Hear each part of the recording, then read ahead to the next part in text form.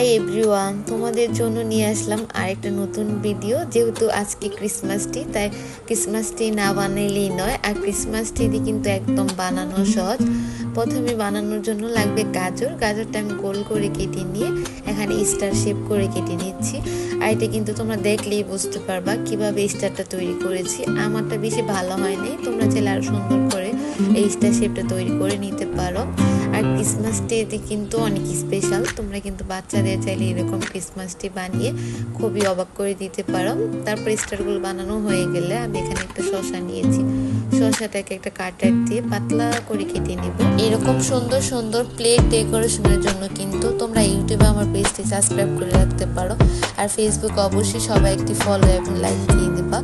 আমার স্লাইসগুলো কাটা হয়ে গেলে আমি একটু ভারী করে শসা গোল করে কেটে নিলাম। তারপর একটা টুথপিক মাঝখানে আটকে দেখো আমি এটাকে কিভাবে ফোল্ড করছি। তোমরা কিন্তু এটা একদম দেখলে বুঝতে পারবা কিভাবে করেছি।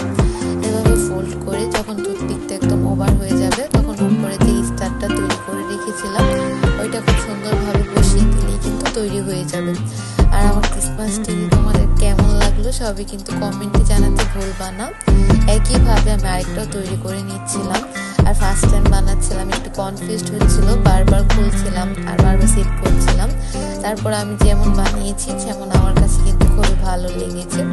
একইভাবে আমি আরেকটা তৈরি করে নিব। একইভাবে আমি এখানে 3টা গাছ তৈরি করেছি। শসা আর গাজর দিয়ে কিন্তু অনেক প্লেট ডেকোরেশন করা যায়। আর এই কাজগুলো কিন্তু করতে আমার খুবই ভালো লাগে। আর বাচ্চারা খুব উৎসাহ নিয়ে দেখে। আর তোমরাও চাইলে তোমাদের বাচ্চাদের এরকম বানিয়ে দিতে পারো। দেখো এই তো আমার ক্রিসমাস ট্রিগুলো সব রেডি হয়ে গেছে। আর দেখতে কেমন লাগছে সবাই কিন্তু জানাবা। এই তো রেডি হয়ে গেল আর আমার কাছে তো খুবই ভালো লেগেছে। আমি তারপর একটু ফটোশুট করে নিয়েছিলাম। সবগুলো কিন্তু অনেক সুন্দর হয়েছে। কার কাছে কেমন লাগলো সবাই অবশ্যই জানাবা। আর সাথে আমি কয়েকটা ছবিও অ্যাড করে দিয়েছি যাতে তোমরা খুব সুন্দরভাবে ক্লিয়ারলি বুঝতে পারো। আর আমার পুরো ভিডিওটি দেখার জন্য তোমাদের সবাইকে অসংখ্য ধন্যবাদ।